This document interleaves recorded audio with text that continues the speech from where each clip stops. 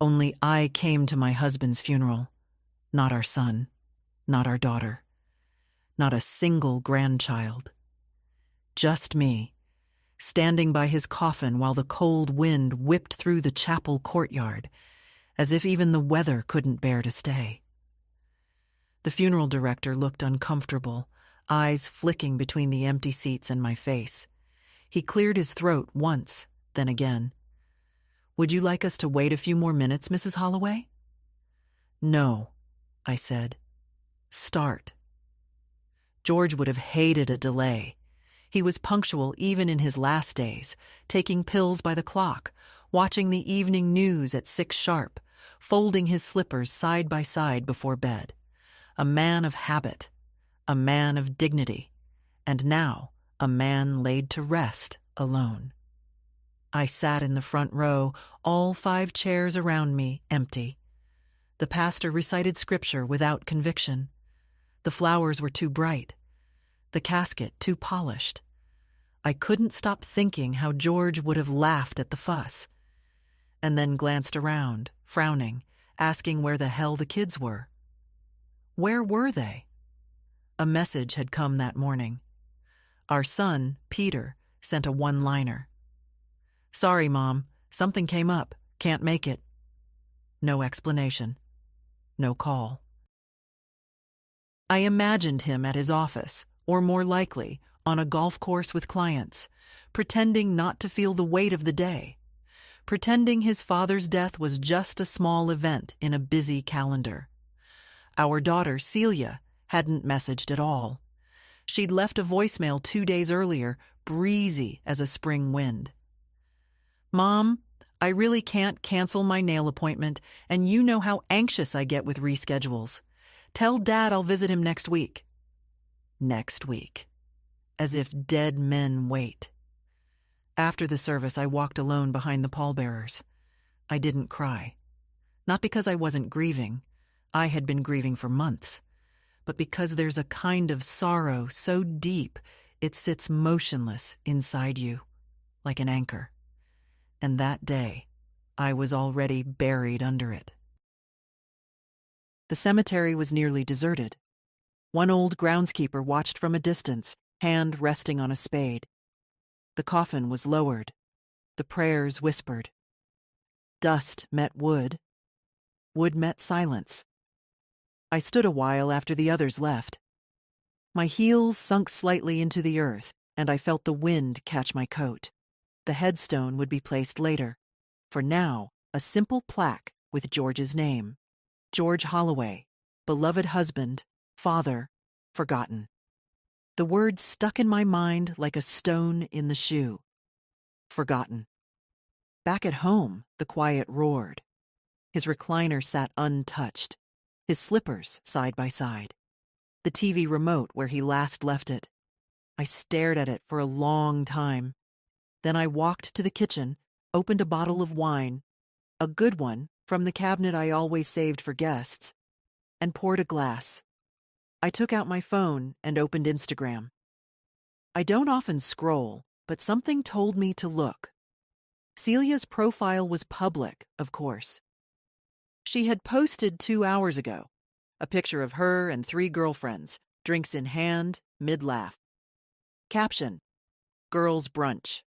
Bottomless mimosas, living our best lives. Peter had posted too, a snapshot of the 9th hole, his new driver glinting in the sun. Killer swing? Perfect weather. Deals made. I stared at the screen until it blurred. Then I turned off the phone, took another sip of wine, and stared at the photo on the wall.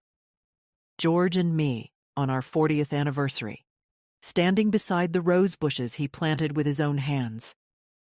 They used to bloom in red. Now they were bare. Tomorrow, I thought, I'll call the lawyer. I'll make changes. Quietly. With the same dignity George lived with. Because if I was the only one to show up for his last goodbye, I would be the only one to carry out his final will. And theirs. That evening, I sat alone in our kitchen, the same room where George used to peel apples with the precision of a surgeon, slicing them into neat little crescents and lining them on a plate. He'd always offer me the best piece, the one with the most sunshine, he called it. Now the fruit bowl sat untouched, a couple of overripe pears sagging under their own skin. The silence wasn't unfamiliar. George had been gone for nearly 2 weeks before the funeral, and those days had already started teaching me the shape of solitude. But tonight it pressed harder, louder, crueler. I couldn't stop thinking about the empty chairs, about Celia's message, or rather the absence of it. I had raised a daughter who could watch her father be lowered into the ground from the comfort of a brunch table. Had I failed her? Or had she failed something inside herself that could no longer be recovered? Peter's text was still there. No punctuation, no warmth. Just a flat rejection in black and white. Something came up. Was it shame? Indifference? Or the kind of casual cruelty you don't even recognize until it's too late? I poured another glass of wine, not out of sorrow, out of clarity. I walked down the hallway to our bedroom, opened the top drawer of George's desk. His things were still organized the same way. Envelopes, spare keys, an old stamp book. I reached behind the files and pulled out the folder I kept hidden behind everything else. Thin, neat, sealed with a rubber band. It was labeled Estate. Inside were copies of our will, a list of beneficiaries, our instructions for what should happen to the house, the car, the accounts, even the antique clock George's grandfather had brought from Dublin. Everything had been prepared, reviewed by our lawyer 2 years ago, with love and foresight. I sat on the edge of the bed and opened the file. Peter was listed as co-beneficiary of the main investment account, the one that held nearly $300,000, accumulated over a lifetime of work and frugal choices. He and Celia were both included in the house transfer clause. Even the lake cabin, the one they never visited anymore, but always asked about when taxes came due, was earmarked for them. I held the pages in my hand, my fingers trembling, not from age, from something deeper. Betrayal has a pulse, and mine was thudding in my ears.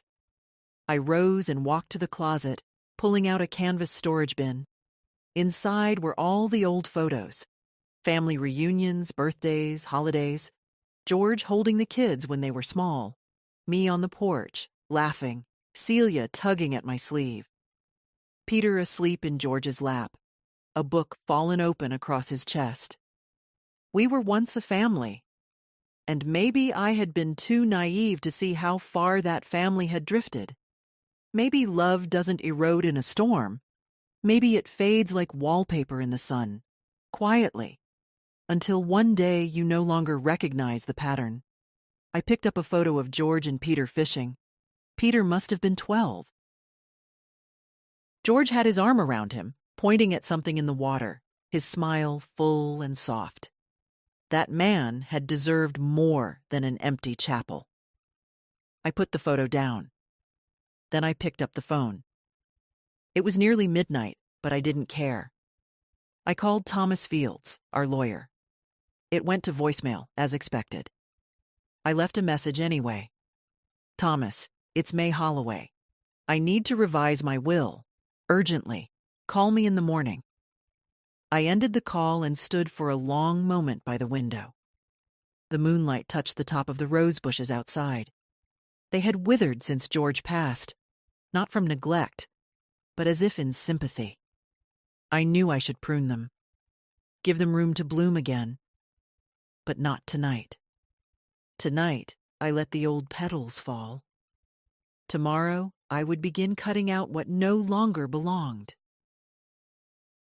The lawyer's office smelled like old books and eucalyptus polish, the kind of place where time felt dense and silence had a particular weight. Thomas Fields had known George and me for over 30 years. He handled our first mortgage, George's business license, the deed to the lake house, and eventually our estate plan. Trustworthy, precise, and, like me, a little tired of people who smiled when they wanted something. He looked up from his desk as I entered, rising from his chair with an expression of mild surprise. "May," he said, buttoning his jacket. "You're here early." "It couldn't wait," I answered, settling into the leather chair opposite him. My coat still smelled faintly of the garden. I'd clipped the dead roses that morning, early, before breakfast. Pruning always steadied me. There was something honest about cutting back what no longer served. "I got your message," Thomas said, sitting. "You said you want to revise your will?" "Yes," I said. "Peter and Celia are to be removed. Entirely." He paused, not out of shock, but out of care. "Are you sure?" I looked him in the eye. I buried my husband alone. Our children didn't come. Not a call, not a flower. They were busy. I placed my hands calmly on the table. "They don't deserve a dime." Thomas gave a slow nod. "Then we'll draft a full amendment." "You want to remove them from every provision?" "Yes, the accounts, the house, the cabin, everything." "Understood?" He opened a legal pad and began to write in tidy lines. "Do you want to redirect the assets to someone else?" I thought of Ethan, my grandson, Celia's boy, the only one who ever visited without needing something, who mowed my lawn in July not because he was asked, but because he said I shouldn't be sweating out there, who brought me library books and asked my opinion on them, who once said, "Grandma, I like talking to you more than to kids my age." I took a breath. "Yes," I said. "I'd like to set up a trust. For Ethan. I want him to have the house, the cabin, and the remainder of the estate.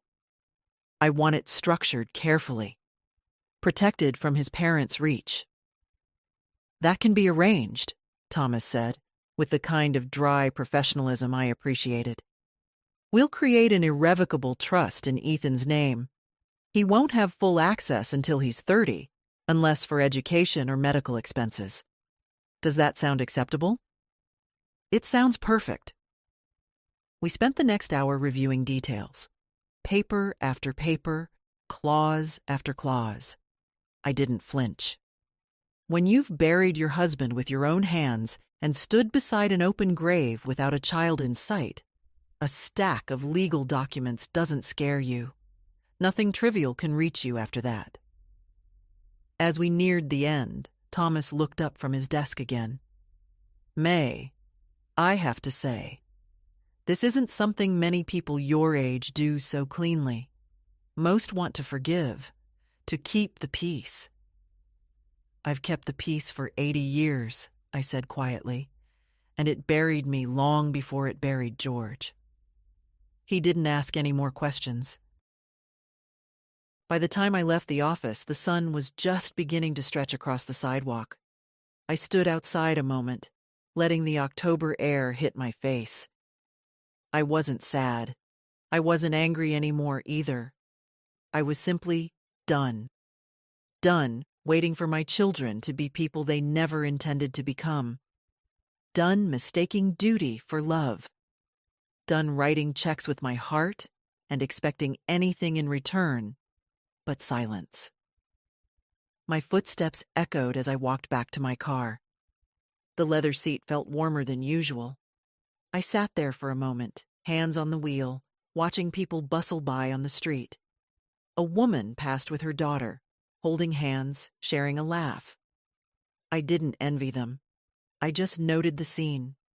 Like an old song I used to like but no longer played. That night, I slept without the TV on. Without a book.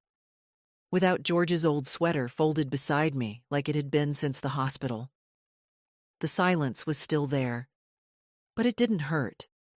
Not anymore. The file cabinet in the hallway had 3 drawers, all labeled in George's steady block print. House, taxes, family. The last one was mine.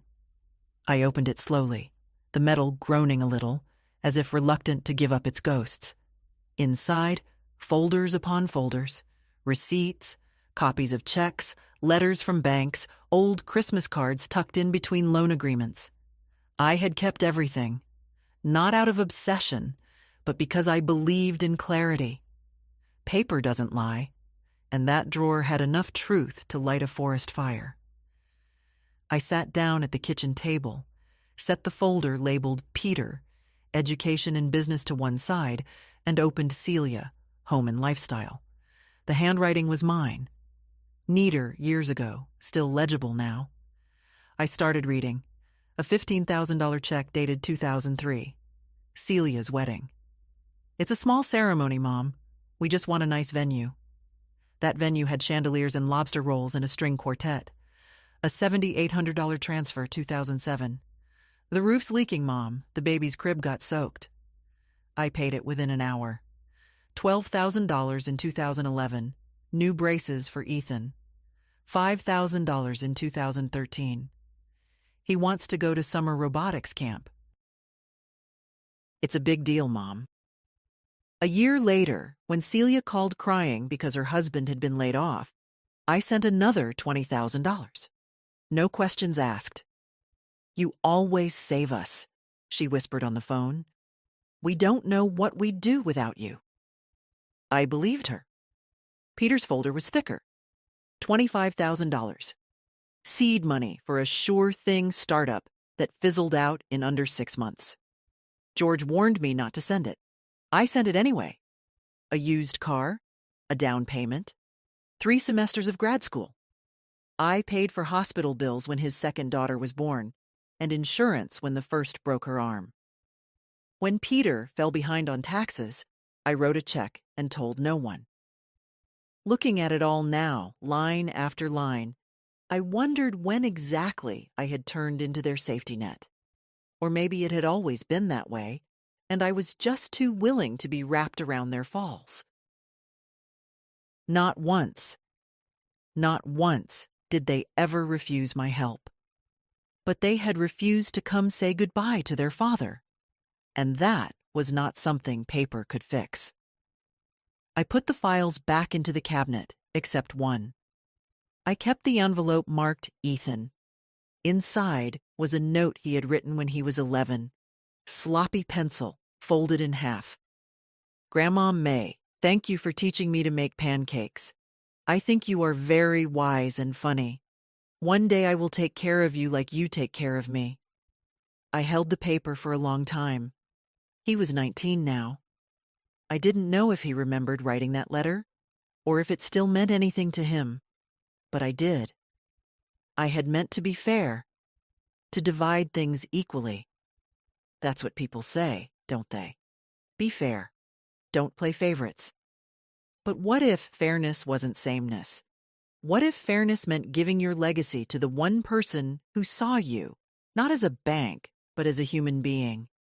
George used to say, legacy's not what you leave, it's who you leave it to. I used to think he meant financially. Now I know he didn't. The house felt smaller that day, not because it had changed, but because I had started seeing it without the clutter of memory. For years, I kept every trinket the kids ever gave me. Handmade cards, macaroni picture frames, glittery mugs. But love isn't in objects, it's in actions.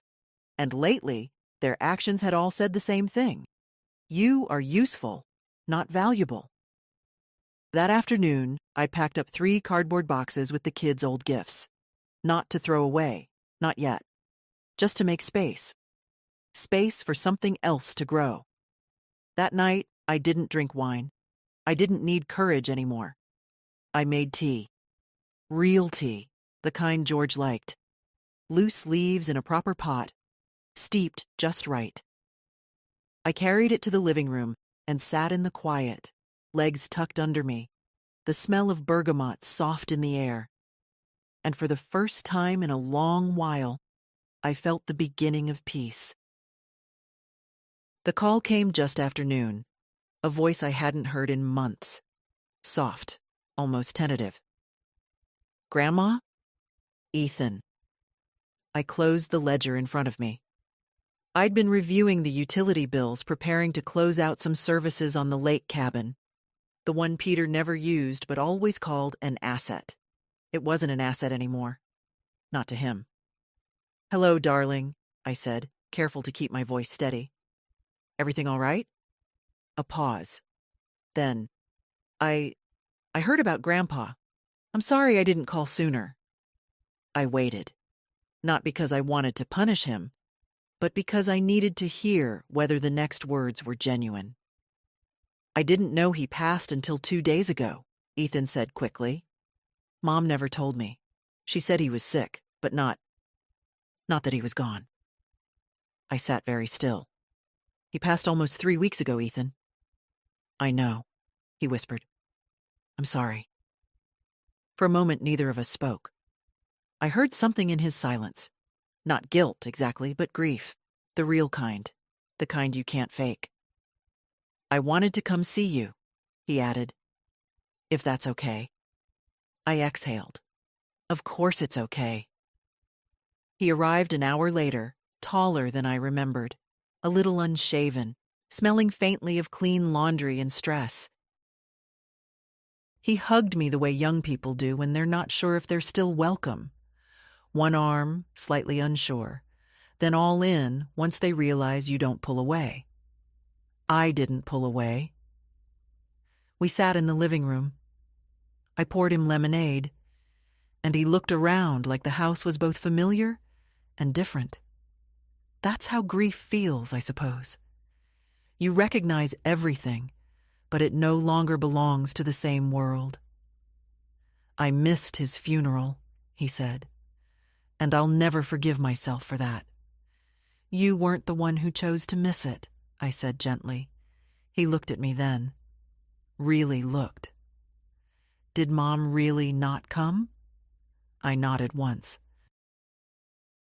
He didn't say anything, just stared down at the coaster under his glass, running his thumb along its frayed edge. "She told me they had work," he said after a while. "That it was handled. I should have known better. You know now.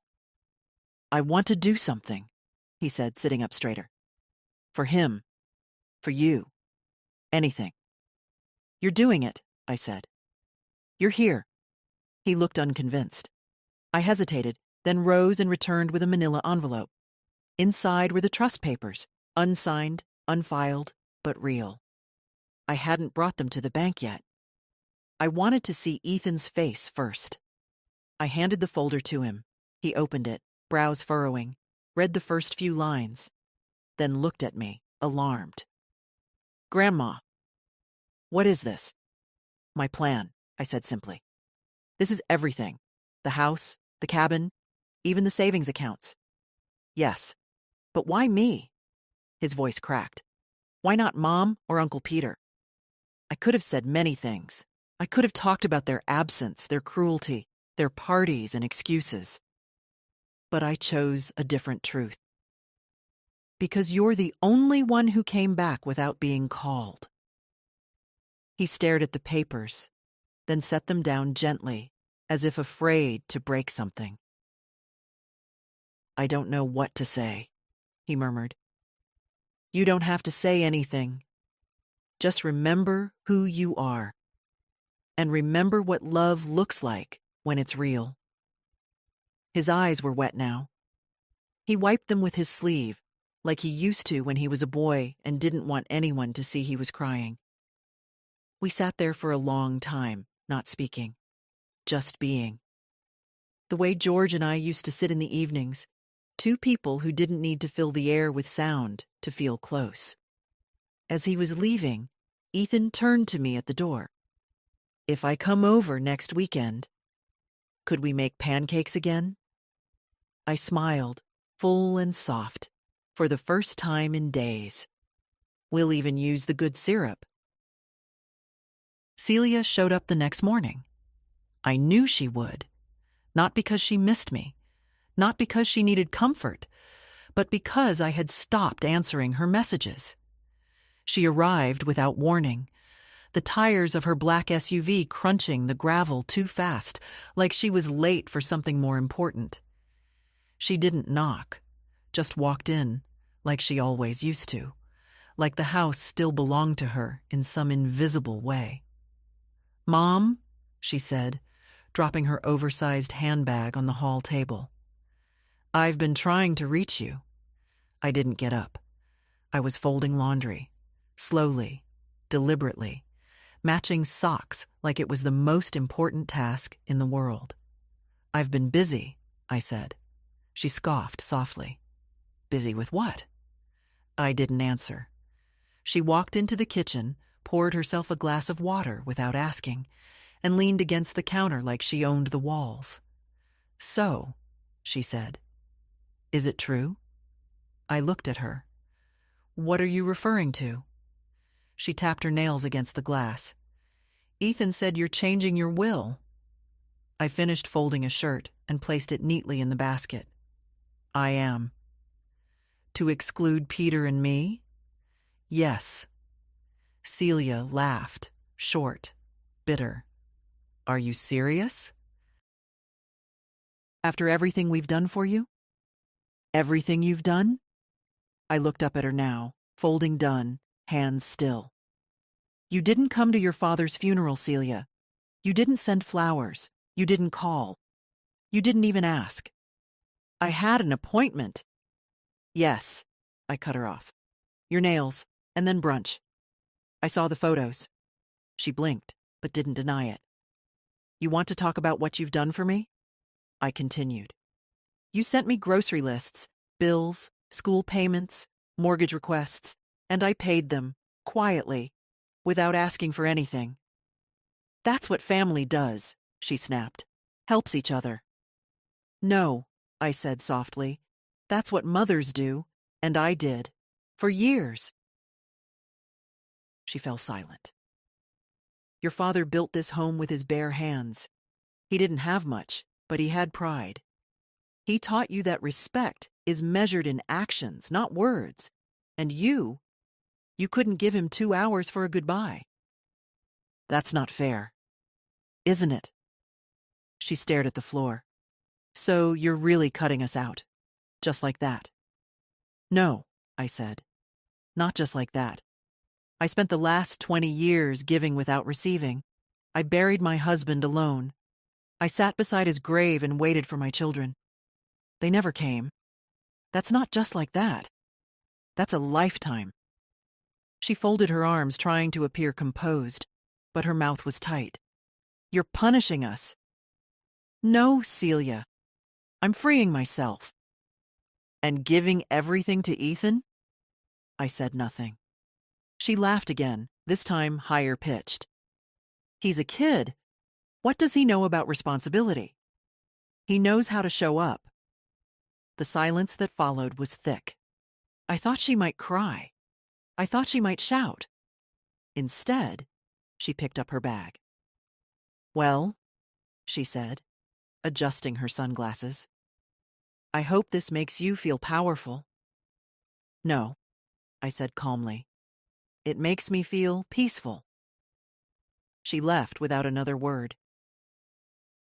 I waited until I heard the car pull away before I picked up the trust papers from the dining table and set them beside the folded laundry. Later that evening, I found a letter on the doorstep. No stamp, no envelope, just paper creased and smudged. "You don't understand what it's like to balance everything. We tried our best. Maybe we failed. But cutting us out like this isn't the answer." I read it twice, then folded it in half and placed it in the drawer marked miscellaneous. Because that's what it was now, just another piece of paper, too little, too late. Peter came the day after. He didn't barge in like Celia. He knocked, twice, waited, then knocked again. I opened the door slowly, already knowing he wouldn't come alone. And he didn't. Behind him stood Meredith, his wife, wearing her usual stiff smile and a scarf too expensive for the weather. She nodded at me like I was a stranger she'd agreed to meet as a favor.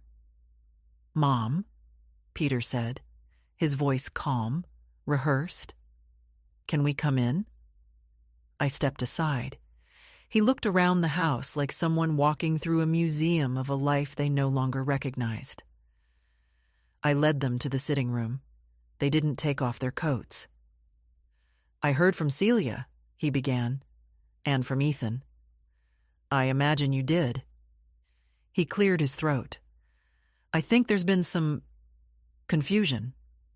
I said nothing. Meredith crossed her legs delicately, the diamonds on her finger catching the afternoon light. "We understand this is a difficult time, May. Emotions run high after a loss." I looked at her. "You didn't come to his funeral either." She blinked. "I had a client dinner. Very important deal. International." Peter shifted. "Mom, listen. I should have called. I should have come. But I didn't know how to." "I thought maybe—" "No," I interrupted. "You thought maybe if you ignored it long enough, it would become someone else's grief." He looked away. "I waited," I continued. "I sat in a room built by your father's hands, alone, while they lowered him into the ground. And not one of you showed up." Peter opened his mouth, but Meredith put a hand on his knee. "A signal. Let her speak. We understand you're upset," she said, "and it's your right to change your will. But let's be reasonable. Ethan is a child. He's 19. Yes, but he's not experienced. He doesn't know how to handle a trust or manage a property. He could be manipulated." I raised an eyebrow. "By whom?" Meredith didn't flinch. "By people who know he's inherited something valuable. Like you," I thought. Peter tried again. "Mom, I know I've disappointed you. I know I haven't been the best son. But you have to admit this is a bit extreme." "No," I said softly. "What's extreme is abandoning your father. What's extreme is living your life as if the people who raised you are disposable." He swallowed hard. "So that's it? You're just cutting us off?" "You cut yourselves off. I'm just acknowledging the fact." Meredith stood. "This could get complicated, May. Legally." I met her gaze. "It won't. The paperwork's clean. My lawyer's good. And I've had time to think." Peter looked older than I remembered, thinner at the temples, eyes hollow. "I thought you forgave people." "I do," I said. "But forgiveness doesn't mean access." They didn't argue after that. They stood, thanked me with forced politeness, and left. Only after the door closed did I feel the tremor in my hands. Not fear, not doubt. Release. I sat by the window for a long time, watching the last light bleed out of the sky.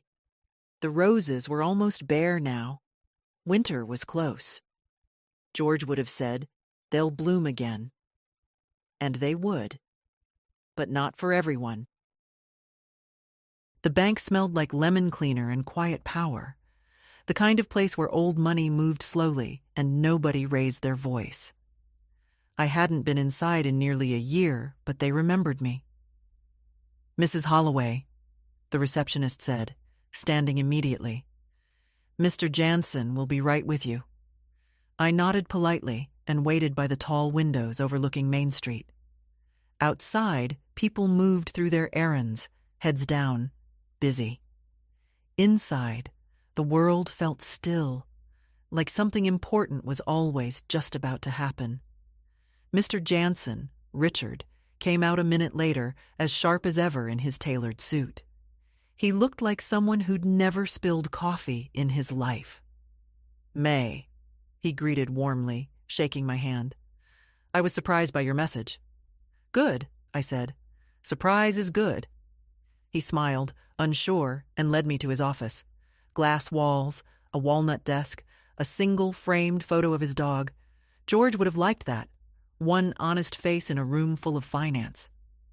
"I understand you want to make some changes," he said, opening my account file.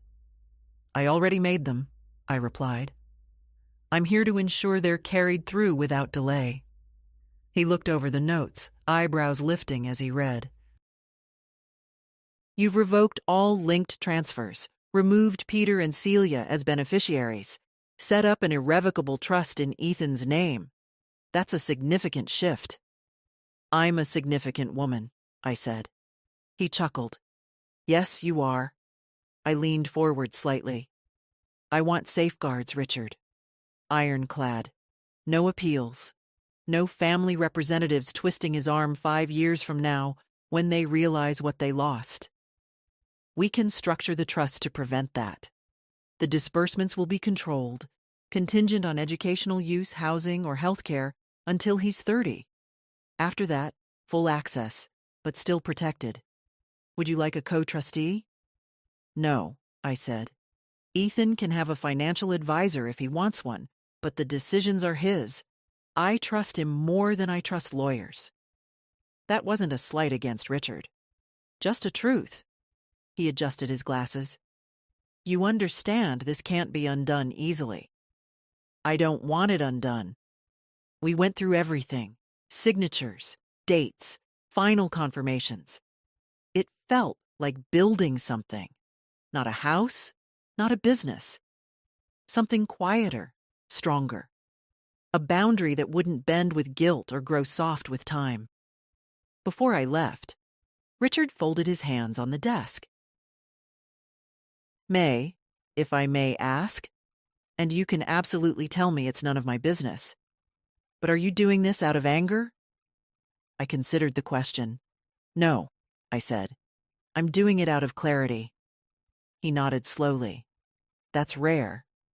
"No," I said again, more gently this time. "It's just late." When I stepped out into the afternoon light, it felt different, cleaner somehow. Lighter. Across the street was a coffee shop George and I used to visit after errands. I hadn't been there in years. The place had changed. Younger staff, louder music. But I walked in anyway and ordered a cappuccino. I sat near the window, watching the street.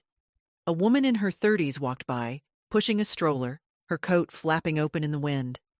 She looked tired, determined, familiar. I sipped my coffee slowly. No phone in my hand, no urgency. Just a cup, a chair, a full hour that belonged to no one but me. They always said this stage of life would be quiet. They didn't say how loud the peace could feel. Lorraine Campbell lived 2 houses down and had done so since 1972. She and I weren't the type of women who called each other best friends, but we'd shared enough cups of tea and traded enough knowing glances over our fences that the silence between us had become a kind of language. She knocked around 5, carrying a tin of lemon shortbread and her usual gentle nosiness. "I saw Peter's car here yesterday," she said as soon as I opened the door. "Did he bring flowers or just excuses?" "Neither," I said, stepping aside to let her in. "He brought his wife. And a suit." "Oh," she said, and that one word was drenched in judgment. We sat in the living room, and I poured her tea, chamomile for her, strong black for me. She placed the tin between us on the coffee table and didn't open it yet. She waited. "I told them," I said, "everything. That they're out of the will, that Ethan is the only one who ever came back without being asked." Lorraine let out a long breath. "About damn time." I looked at her. "I'm sorry, May," she said, softening, "but I've watched you chase their approval for years. Babysitting when you had your own doctor's appointments. Writing checks while they took cruises. Smiling when they forgot birthdays. I kept thinking, she'll snap one day. And thank God you finally did." "I didn't snap," I said. "I peeled back everything that wasn't love." Lorraine smiled. "Better phrased." We sat in silence for a moment, listening to the faint hum of the refrigerator and the occasional gust outside. Fall was beginning to settle in, the kind of fall that smelled like old leaves and the edge of something ending. "Do you regret it?" she asked eventually. I shook my head. "I regret not doing it sooner." She opened the tin, finally. The shortbread was perfect. Crisp edges dusted with sugar, buttery and soft in the middle. We each took one and chewed thoughtfully. "You know," she said, "my niece tried to get me to sell this house last spring. Said it was too much for me, that I should move to one of those senior villas near the lake." "Everything's done for you, Auntie," she said. "Laundry, meals, even group outings." "And what did you say?" "I said I'd rather die in a house full of chipped mugs and my own silence than live in a place that smelled like bleach and other people's boredom." I laughed, a small, real laugh that came up from somewhere steady. Lorraine leaned in. "You and we come from a generation that knows what endurance costs. We wore our spines down, raising people who think love is measured in gifts and gratitude is optional." I nodded. "You're not cruel, May," she added. "They'll say you are. They'll whisper about how she cut off her own children. But what they won't say is that you were also the one who kept them afloat through every storm, even when they didn't bother to ask if you were drowning." I blinked hard, but nothing fell.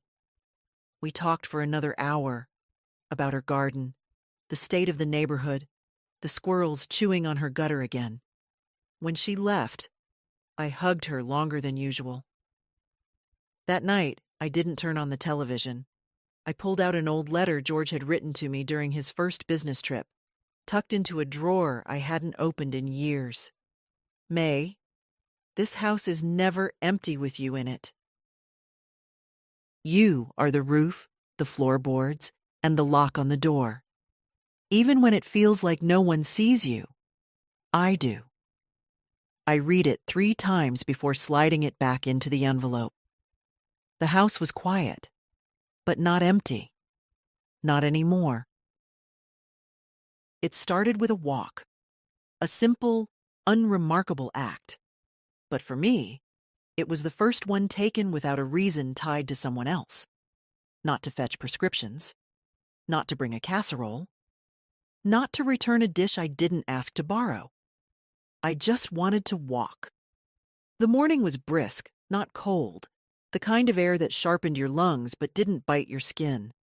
I wore George's old windbreaker, a size too big, frayed at the cuffs, and felt oddly comforted by its weight. I walked the neighborhood slowly, not like someone exercising, but like someone remembering what still belongs to her.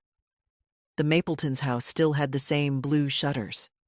The Wilsons' porch swing creaked the same way it did when George used to say, "We should fix ours before that one finally falls." He never did. Neither did they. At the park, I sat on a bench under the old elm tree, the one that had split in a storm back in '99. It still leaned slightly, stubborn and alive.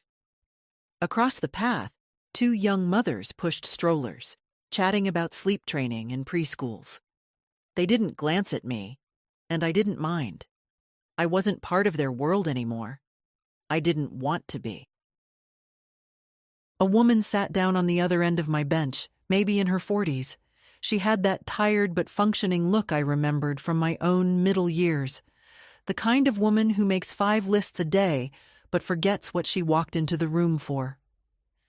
We sat in silence for a few minutes. Then she said, not looking at me, "You come here often?" "Used to," I said, "before people stopped needing rides and casseroles." She laughed softly. "That sounds nice." We didn't exchange names. We didn't need to. "I'm here to clear my head," she said. "My daughter told me yesterday that she doesn't think she wants kids. Said she's not sure she sees the point." I raised my eyebrows. "What did you say?"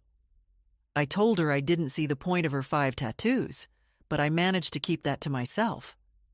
I smiled. You didn't keep it to yourself, though, did you? She laughed again, more freely this time. No, I didn't. We talked for 15 minutes, about nothing important and everything that mattered. She left first, waving a little. I watched her disappear around the curve of the trail, and I felt something strange in my chest. A small opening, like the cracking of a long frozen door. That night, I made dinner just for myself.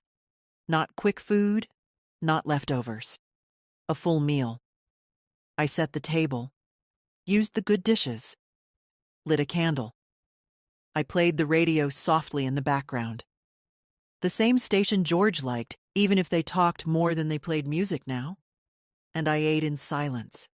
Not lonely, but alone. There's a difference. Afterward, I walked into the den and looked around. The room had always been George's space. Papers, books, half-finished crossword puzzles. I hadn't touched much since he passed, but tonight I did.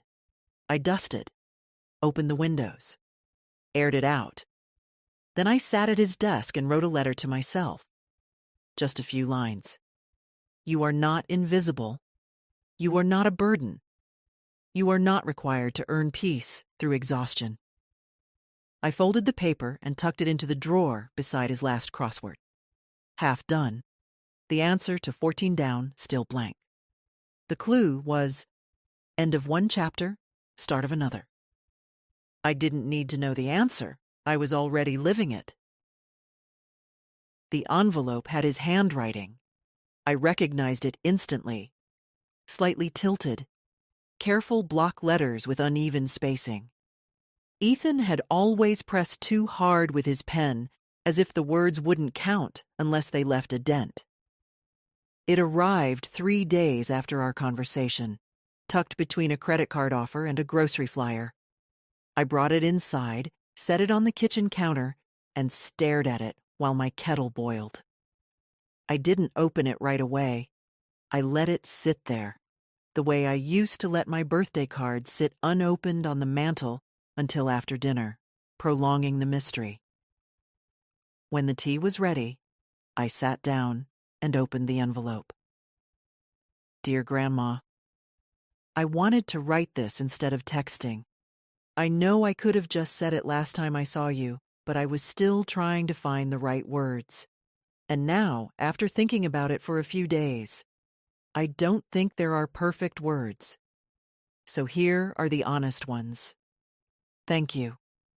Not just for the trust or the house or the cabin, though I know what a big thing that is, but for something else. For being the one person in this family who never asked me to be anything but exactly who I am. You've always made space for me, even when my parents were pushing me to be more polished, more ambitious, more, strategic. You were never strategic. You were just real. I didn't know Grandpa was sick. I didn't know he died. I still don't really know how to process that, and I'm sorry. I would have been there. You know I would have. And I'm so angry at Mom for not telling me, for assuming it didn't matter. I don't know what made you choose me, but I promise I won't waste it. I'm not going to let you down. I want to take care of this house, Grandma. I want to learn what you and Grandpa built. I want to understand the kind of strength it takes to keep showing up when no one else does. I love you. I don't say that enough, but I do. I always have. I read it 3 times. Once with my eyes dry. Once with my hand on my chest. Once with tears sliding silently down my jaw. Then I set the letter on the mantel and stood in front of it, as if it were something sacred. Because in this house, letters like that were rare. Not because love didn't exist, but because it had gone too long unspoken, assumed, stretched thin. I didn't need the money I'd set aside. Not anymore. But I needed this. I needed to know that something I'd done, some small, quiet investment of time and tenderness, had not been swallowed whole by ungrateful children and performative holidays. That night, I sat in George's chair and watched the shadows move across the floor as the sun dipped behind the maple trees. Ethan was the kind of man George would have respected. Not loud, not pushy, but steady, curious, present. That last one mattered more than anything now. Being present, not just showing up, but seeing. I knew he wouldn't waste the trust. Not because of the money, but because he'd tasted what it meant to be forgotten. And people like that don't let things rot in silence. He'd plant something with it. He'd remember. I closed my eyes and listened to the soft creak of the house as the temperature dropped. Wood shifting, settling, breathing. It was a sound I'd once found lonely. Now it sounded like life continuing, like legacy whispering back. Evenings had a new rhythm now. No phone calls from Celia asking if I could just stop by the school to pick up Ethan.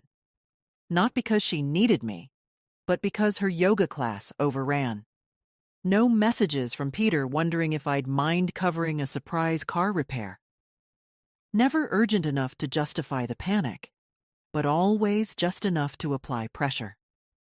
The silence had become gentle. That evening, I set the table for one. Not because I was lonely, but because I finally understood the difference between eating and being fed. I made roast chicken, real roast, not frozen, not microwaved. Potatoes, too. I used rosemary from the garden George had planted back when we still believed weekends were for laughter and not errands.